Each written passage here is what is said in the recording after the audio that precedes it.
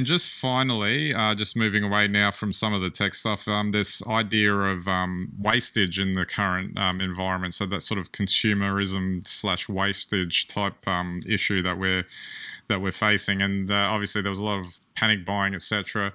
Supermarkets made it pretty clear they weren't going to accept any returns on any of that stuff, and it would appear some of that has ended up just being thrown out because obviously they couldn't get it used, particularly if it was anything with a use by date on it or whatever. And it just, and then it goes all the way up to things like the plastic waste in the maybe the PPE and stuff like that. Just how that's all managed. And although it's hard, given the speed at which this pandemic has sort of hit us with, to be able to respond to this sort of thing, because the immediate need is to take care of people's health and whatever. I know there's sort of two elements to that, but it would seem that there's an issue in terms of our own personal responsibility for that sort of stuff, and also that sort of broader, how do we handle all of this at a more, I guess, I don't know if you call it government level or whatever, that has to figure out a system to deal with it all.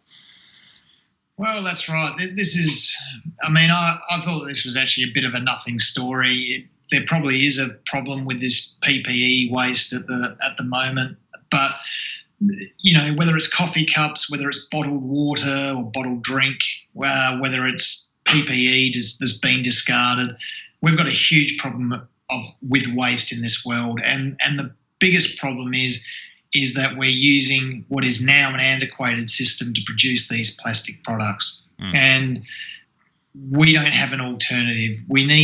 But the chemistry is there, but industrially, it's very hard for us to make recyclable products at this stage that are cheaper than these nasty plastic products. So we either all, as a community, once again, it's no different to downloading the government's COVID app. We need to make a conscious decision.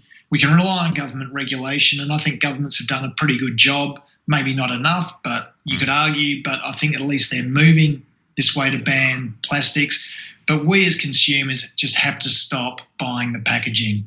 That's just where it starts. You can ask for bans, but we can just stop buying packaging.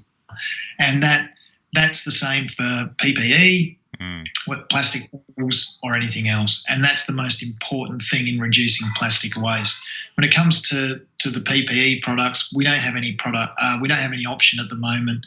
I think, and it's unfair to single this out because people are trying to protect themselves and do the right thing. And that's the priority, of course.